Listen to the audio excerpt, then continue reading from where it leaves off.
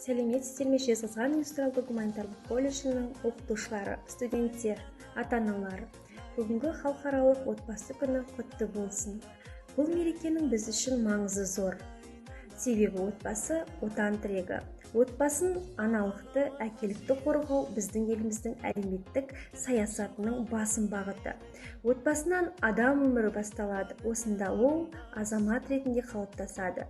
Отбасы кез келген өркениетті қоғамның негізі болған махаббаттың, ибалылықтың, сүйіспеншіліктің бастауы дей келе, біздің кішігірім отбасынан құттықтау сөздерін қарсы алыңыздар. Отбасым менің бақытым, отбасым менің шаттығым. Отбасым барда ешқашан үзілмес менің үмітім. Барлықтарыңызды 15 мамыр халықаралық отбасылар күнімен шын жүректен құттықтаймын. Отбасым менің жүрегім, отбасым менің тірегім, отбасым менің отаным, тек сендеп соғар менің жүрегім.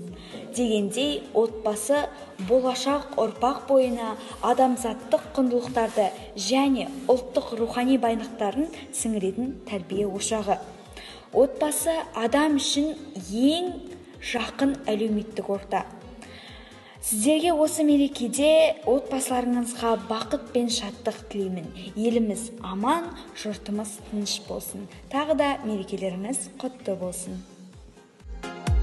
Шертесің көңілдің күйін, арманға шақырған ақтан, ақ жауын ақ батасыйын, тербелген даламның гүлі, ыстық қой шуақты күні.